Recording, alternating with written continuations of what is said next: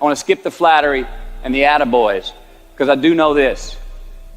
The sooner that we become less impressed with our life, with our accomplishments, with our career, with whatever that prospect is in front of us, the sooner we become less impressed and more involved with that and these things, the sooner we get a whole lot better at doing them.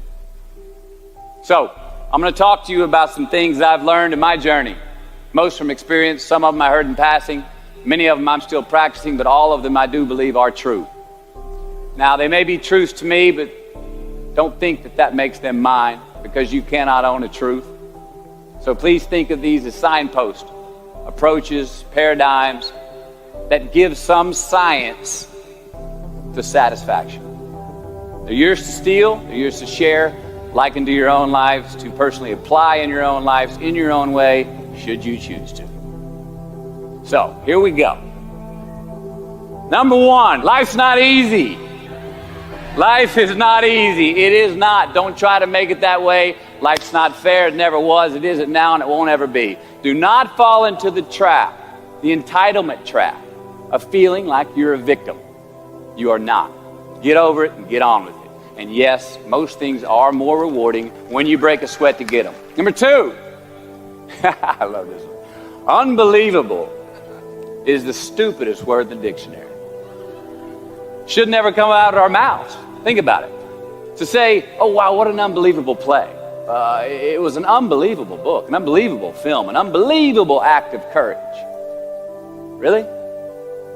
It may be spectacular, it may be phenomenal, most excellent or outstanding, but unbelievable? Give others and yourself more credit. It just happened. You witnessed it. You just did it. Believe it. What about the other side of unbelievable? You know, that side when we humans underperform or act out of our best character. For instance, man flies a suicide jet into the World Trade Center. Millions die from diseases every day that we have cures for. Bob the Builder swears that he's going to have your house built by Thanksgiving, and you can't move in until Christmas the next year. Our best friends lie to us, and we lie to ourselves all the time. Unbelievable? I don't think so. Again, it just happens, and it happens every day. Nothing that we Homo sapien earthlings do is unbelievable. And if there's one thing you can depend on people being, it's people. So we shouldn't be surprised. We, us, are the trickiest mammals walking the planet. I'm not worried about the monkeys. I'm worried about you and me. So acknowledge the acts of greatness as real, and do not be naive about mankind's capacity for evil, nor be in denial of our own shortcomings. Happiness is an emotional response to an outcome.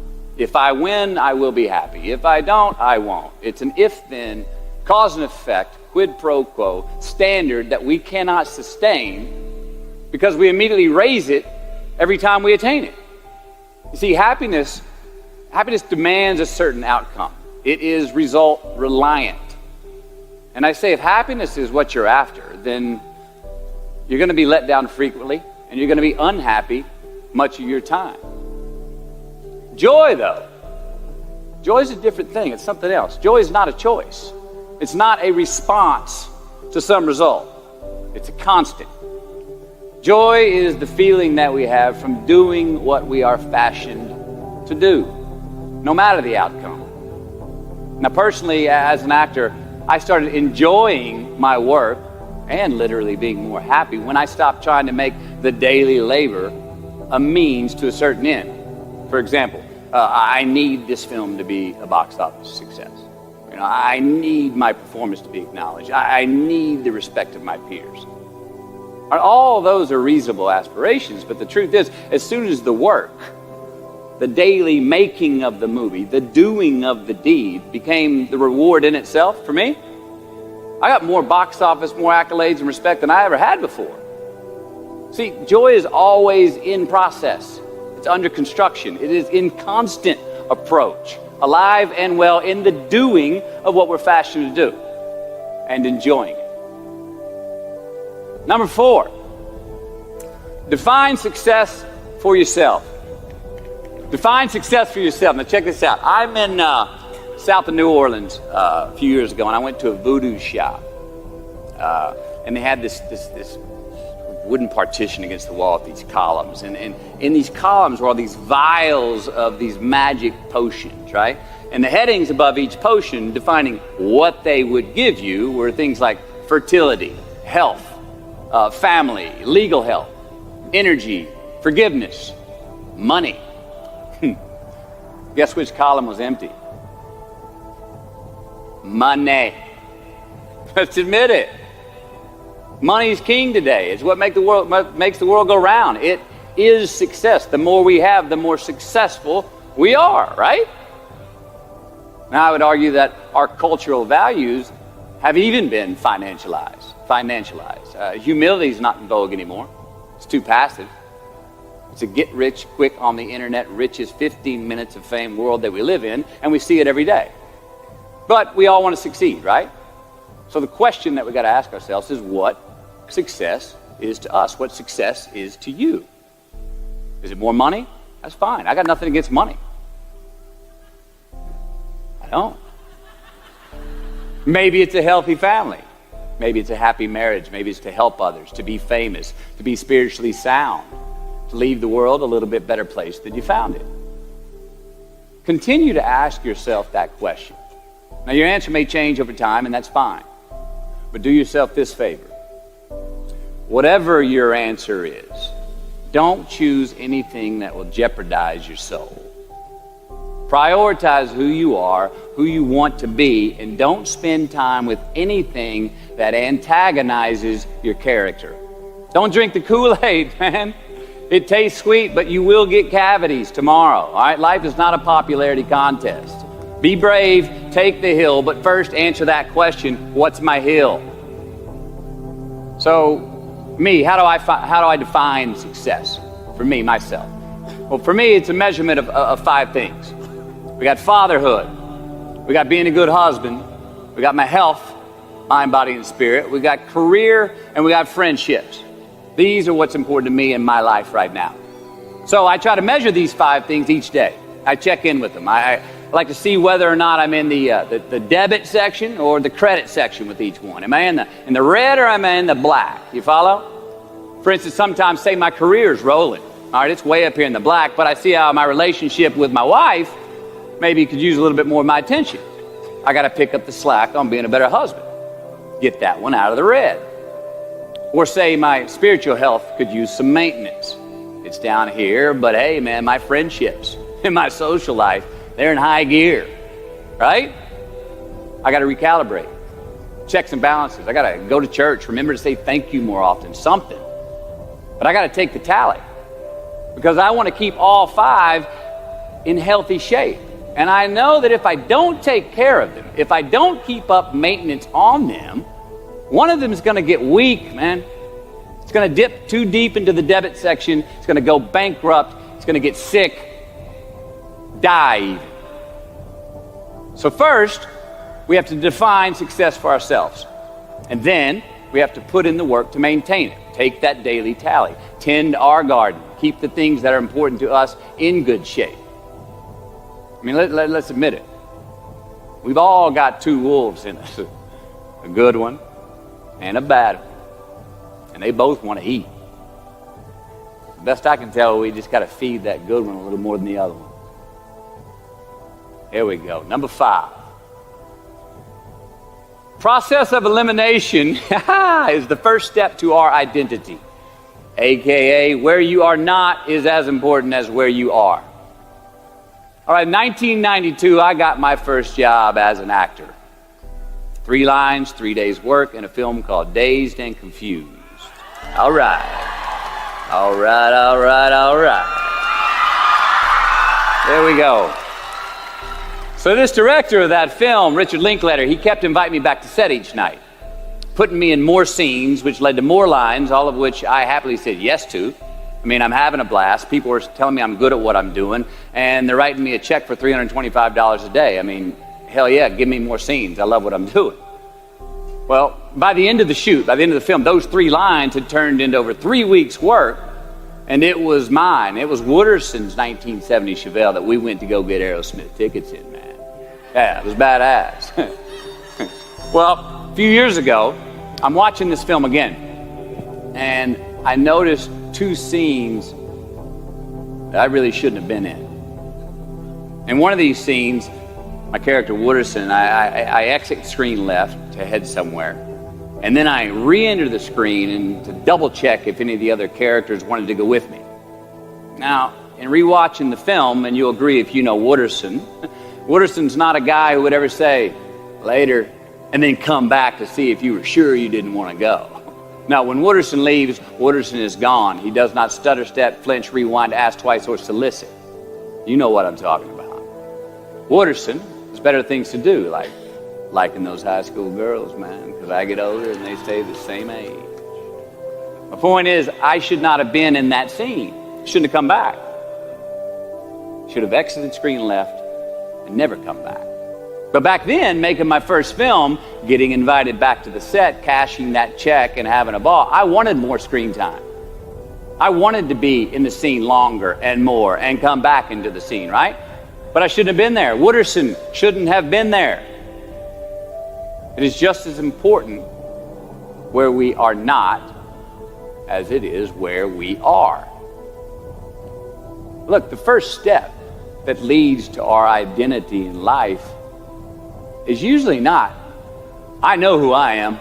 I know who I am. That's not the first step. The first step's usually, I know who I am not. Process of elimination. Defining ourselves by what we are not is the first step that leads us to really knowing who we are. You know that group of friends that you hang out with that they really might not bring out the best in you? You know, they gossip too much, or they're kind of shady. They really aren't going to be there for you in a pinch. Or how about that bar that we keep going to that we always seem to have the worst hangover from? Or that computer screen, right? That computer screen that keeps giving us an excuse not to get out of the house and engage with the world and get some real human interaction. Or how about that food that we keep eating? The stuff that tastes so good going down, it makes us feel like crap the next week. We feel lethargic and we keep putting on weight. Well, those people, those places, those things, stop giving them your time and energy. Just don't go there. I mean, put them down. And when you do this, you inadvertently find yourself spending more time and in more places that are healthy for you, that bring you more joy. Why? Because you just eliminated the who's, the where's, the what's, and the when's that were keeping you from your identity. Like, trust me, too many options, I promise you this, too many options will make a tyrant of us all. All right, so get rid of the excess, the wasted time. Decrease your options. And if you do this, you will have accidentally, almost innocently, put in front of you what is important to you by process of elimination. Knowing who we are is hard. It's hard. So give yourself a break. Eliminate who you are not first, and you're going to find yourself where you need to be. Number 6. Don't leave crumbs. And the beauty of delayed gratification. So what are crumbs?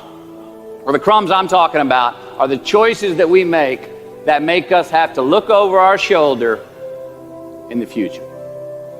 You didn't pay that guy back the money that you owed him, and tonight you just saw him 3 rows behind you.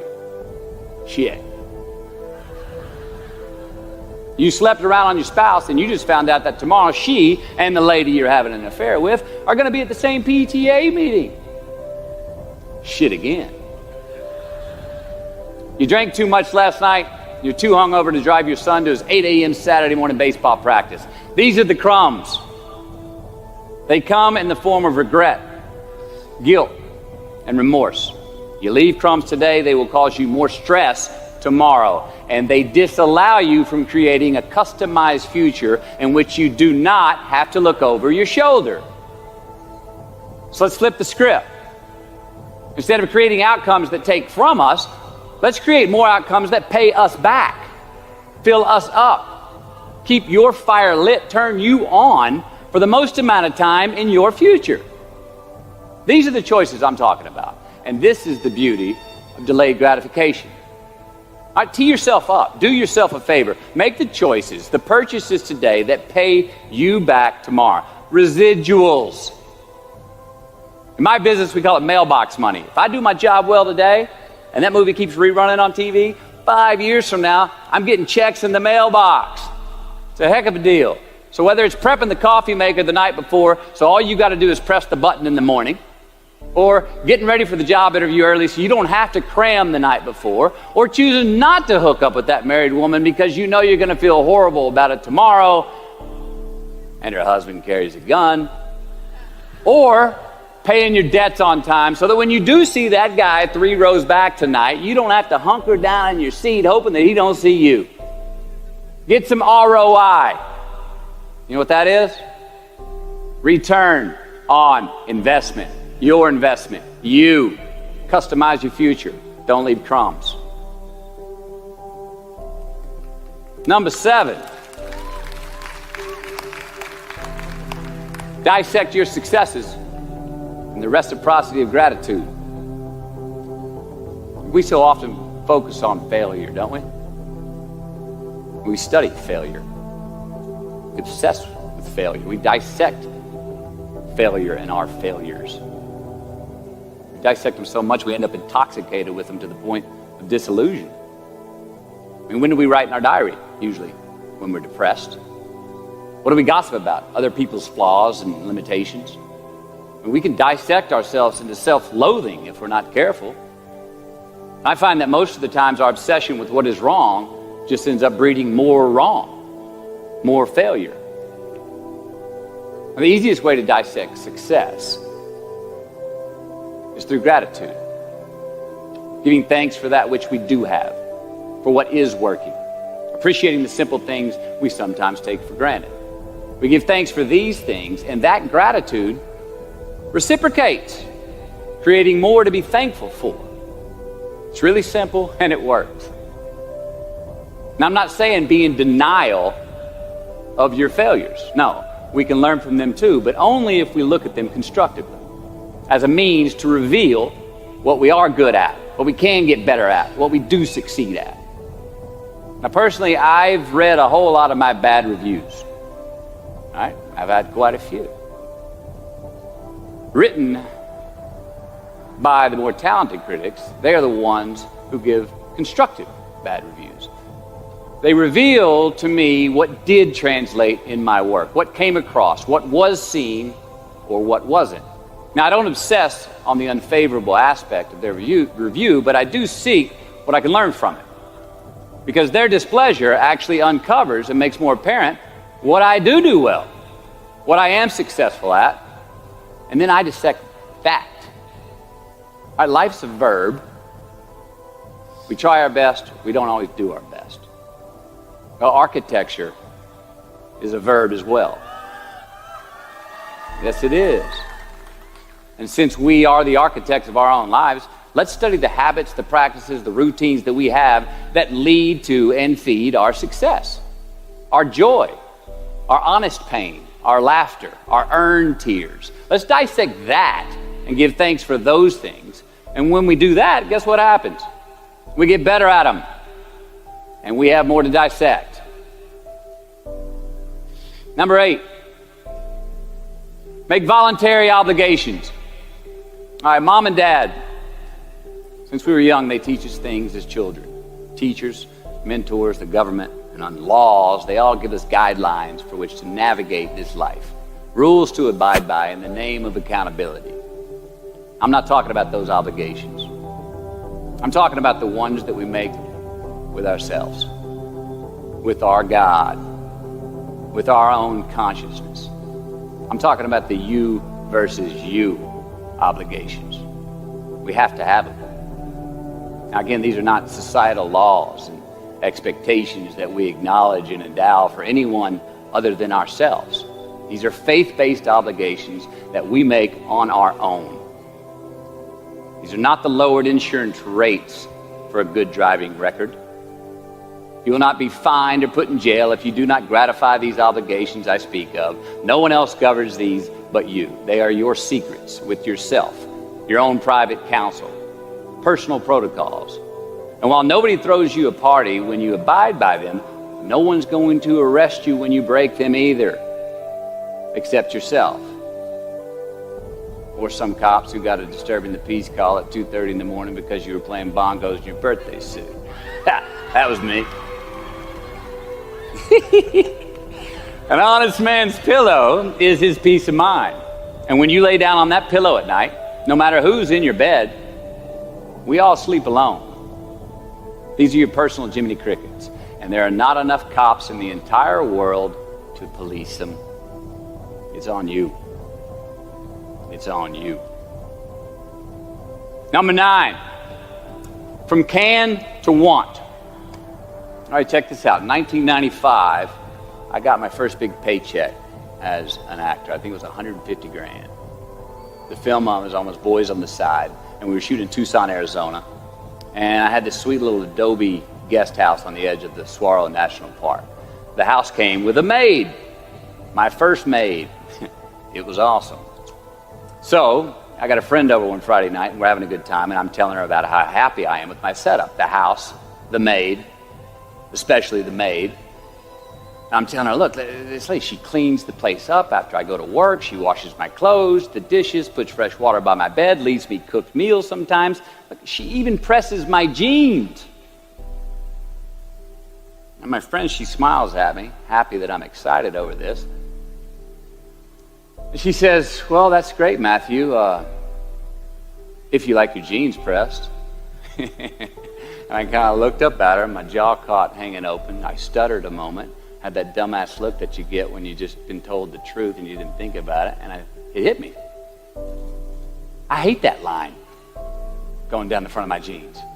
I hate that line. And it was then, for the first time, that I noticed it. I never thought about not liking that starched line down the front of my jeans because I'd never had a maid to iron my jeans before. And since she did, now for the first time in my life, I just liked it because I could get it. I never thought about if I really wanted it. Well, I didn't want it there, that line. And that night I learned something. Just because you can? Nah, come on. It's not a good enough reason to do something. Even when it means having more. Right? Be discerning. Choose it because you want it. Do it because you want to. Never had my jeans pressed again. I hate that line. Number 10. A roof is a man-made thing. This may cut a little close to the bone since the geography, but I think we all were there and we'll all remember where we were. But in January the 3rd, 1993, it was the NFL playoffs, and your Houston Oilers were playing the Buffalo Bills. The Oilers were up 28-3 at halftime, 35-3 early in the third. Frank Reich and the Bills come back to win 41-38 in overtime for one of the greatest comebacks in NFL history. Yeah, the Bills won, but they didn't really beat the Oilers. The Oilers lost that game. They beat themselves. Y'all remember that, huh? Why? Why'd they beat themselves? Or how? Was it because at halftime they put a ceiling, a roof, a limit on their belief in themselves, aka the prevent defense? Or maybe they started thinking about the next opponent in the playoffs at halftime. I mean, they were up. Then they came out and played on their heels, lost the mental edge the entire second half, and voila, they lost. In a mere 2 quarters, defensive coordinator Jim Eddy went from being called the defensive coordinator of the year and the man first in line to be a head coach next year to a man without a job in the NFL. You ever choked? Nobody has ever choked? I have. You know what I'm talking about, fumbling at the goal line, stuck your foot in your mouth once you got to the microphone, had a brain freeze on the exam that you were totally prepared for.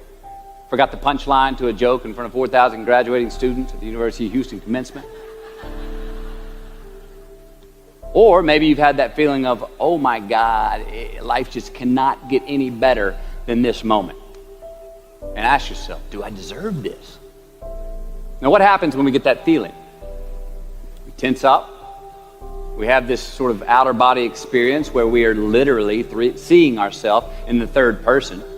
And we realize that the moment just got bigger than us. You ever felt that way? I have. And it's because we have created a fictitious ceiling, a roof, to our expectations of ourselves. A limit where we think it's all too good to be true. But it's not. And it's not our right to say or believe it is. We shouldn't create these restrictions on ourselves. A blue ribbon, a statue, a score, a great idea, the love of our life, a euphoric bliss. Who are we to think that we don't deserve or haven't earned these gifts when we get them? It's not our right. But if we stay in process, all right, within ourselves, in the joy of the doing, we will never choke at the finish line. Why? Because we aren't thinking of the finish line. Because we're not looking at the clock. We're not watching ourselves on the Jumbotron performing the very act that we're in the middle of. No, we're in process. The approach is the destination, and we are never finished. Bo Jackson, what did he do? He used to run over the goal line, through the end zone, and up the tunnel. The greatest snipers and marksmen in the world, they don't aim at the target. They aim on the other side of the target. We do our best when our destinations are beyond the measurement, when our reach continually exceeds our grasp, and when we have immortal finish lines. And when we do this, the race is never over. The journey has no port. The adventure never ends because we are always on the way. So do this, and let somebody else come up and tap you on the shoulder and say, hey, you scored. Let them run up and tap you on the shoulder and say, man, you won. Let them come tell you, you can go home now. Let them say, I love you too. Let them say, thank you. Take the lid off the man-made roofs that we put above ourselves and always play like an underdog. Here we go. Number 11, turn the page. The late and great University of Texas football coach Darrell Royal. I don't know if y'all remember him. He won a national championship in '69. He won a couple of national championships. You know Darrell Royal? He was a friend of mine and a good friend to many people. Now, a lot of people looked up to this man. One of the people who looked up to him was a musician named Larry. Now, at this time in his life, Larry was in the prime of his country music career. He had #1 hits, and his life was rolling. And he had picked up a bad habit of snorting the white stuff somewhere along the line. And at one particular party, after a bathroom break, Larry went confidently up to his mentor, Darrell, and he started telling him a story. Coach Royal listened, as he always had. And when Larry finished his story and was about to walk away, Coach Royal put a gentle hand on his shoulder, and he very discreetly said, hey, Larry, you got something on your nose there, bud. Larry immediately hurried to the bathroom mirror where he saw some of the white powder that he hadn't cleaned off his nose. He was ashamed. He was embarrassed.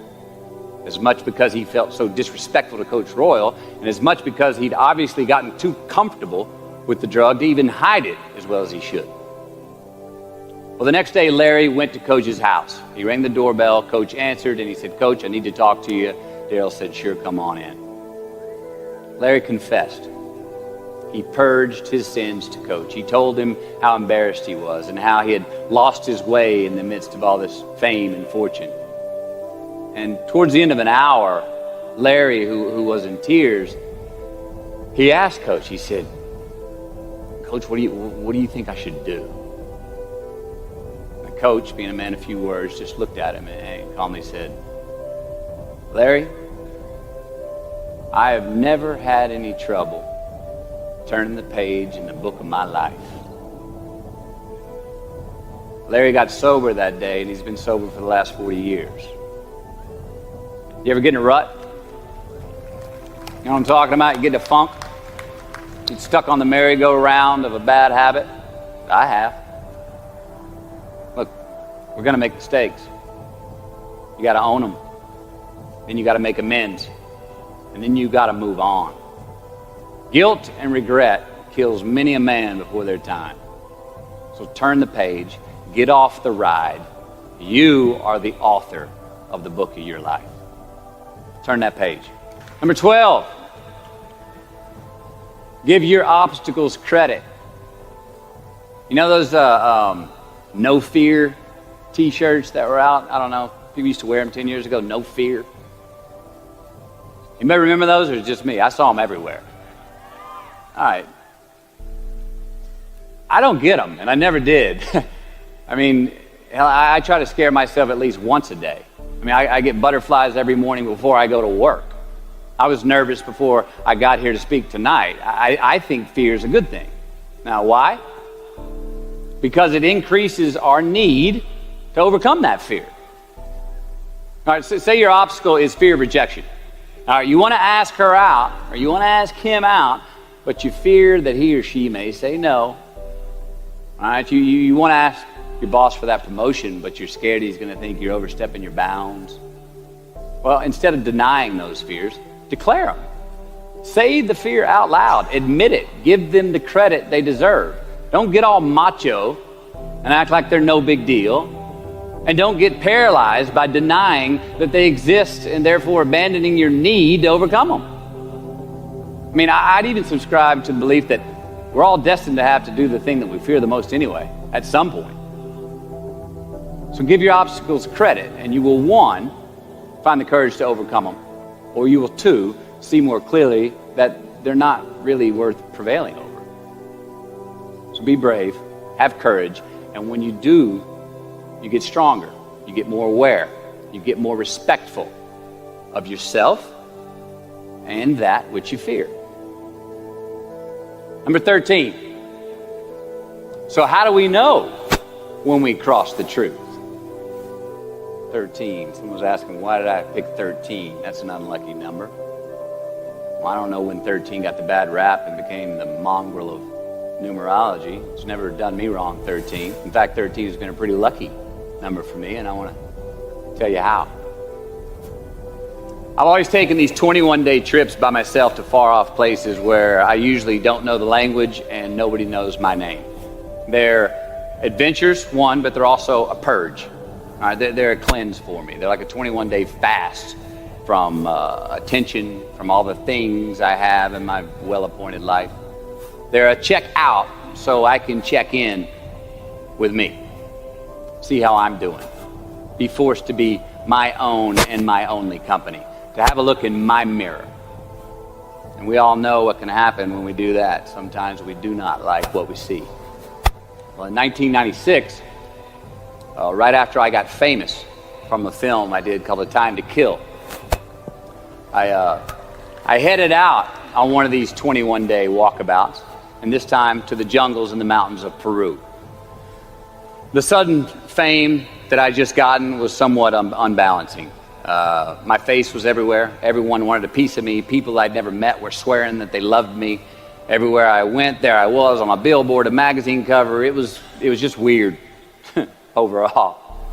You know, I was asking myself, what's the reality in this and what's the bullshit? Did I deserve all this? These were all questions I was asking myself.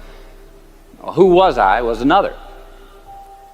Now, there's always an initiation period with these trips, an amount of time that it takes for the place to initiate the traveler, the time it takes to disconnect from the world we just left and become completely present in the one we are traveling in. Now, for me, that initiation period usually lasts about 13 days. 13 hellish days until I am out of my own way. Well, it was the night of the 12th day of my 21-day trip. I'm settling into camp. I'd already hiked 80 miles to this point, and I had a 3-day trek ahead of me to Machu Picchu. And I was full on sick of myself, wrestling with the loss of my anonymity. I was guilt-ridden for sins of my past. I had a lot of regret. I was lonely, disgusted with my company. mind, grappling with these demons on this night, I couldn't sleep.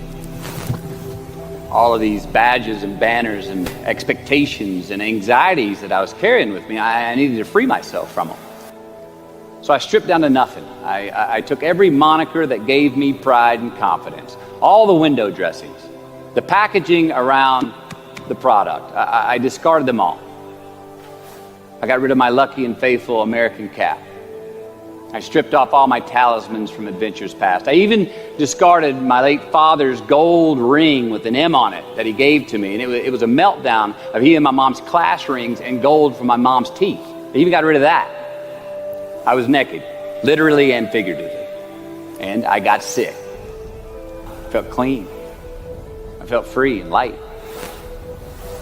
Along a muddy path on this walk, I turned a corner.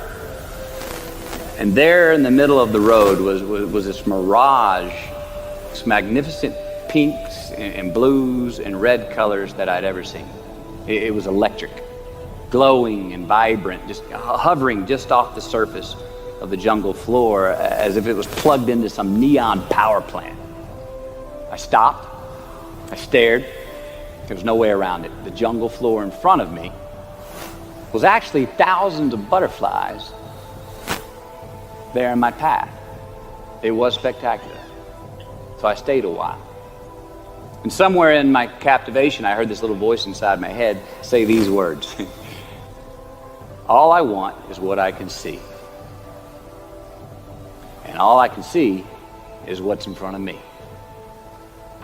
Now at that moment, I had stopped anticipating what was around the corner. For the first time, I stopped thinking about what was coming up next. What was up ahead? Time slowed down. I was no longer in a rush to get anywhere, and my anxieties were greatly eased. A few hours later, I returned to camp. Even the local Sherpas I was traveling with, they noticed calling out to me, "Sois luz, Mateo, sois luz," which means you are light in Spanish. See, I forgave myself that morning. I let go of the guilt. The weight that was on my shoulders was lifted, my penance was paid, and I got back in good graces with my God, and I shook hands with myself, my best friend, the one that we're all stuck with anyway, ourselves. And from that morning on, the adventure was awesome. I was present, I was out of my own way, I was not anticipating next, I was embracing only what was in front of my eyes and giving everything the justice that it deserved. You see, I crossed the truth that morning. Now, did I find it? I don't know. I think it found me. Why? Because I put myself in a place to be found. I put myself in a place to receive the truth. So how do we know when we cross the truth? Well, I think the truth's all around us all the time. I mean, I think the answer, is always right there. I think it's all around us. We just don't always see it. We don't always grasp it, hear it, access it. Usually because we're not in the right place to do so. So what do? First, I believe we've got to put ourselves in the place to receive the truth. Let's admit it. We live in an extremely noisy world with all kinds of frequencies coming at us. We got commitments, we got deadlines, fix this, do that, plans, expectations, and they all make it hard to get clarity and peace of mind. So we have to consciously put ourselves in places to receive that clarity. Now that may be prayer, that may be meditation, that may be a walkabout, that may be being in the right company, a road trip, whatever it is for you. Schedule that time. Schedule it.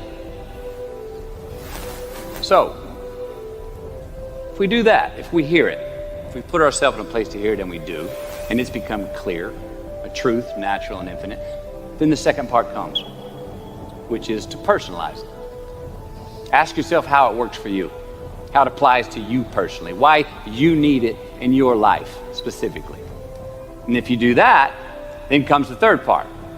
Have the patience to internalize it and get it from our intellectual head, thinking about it, and into our bones and our soul and our instinct. Now, we cannot rush this part. It does take time. So if we get that far, we've received it, we've personalized it, and we've internalized it. Got to have the courage to act on it, to actually take it into our daily lives and practice it, to make it an active part of who we are and live it. We can do that.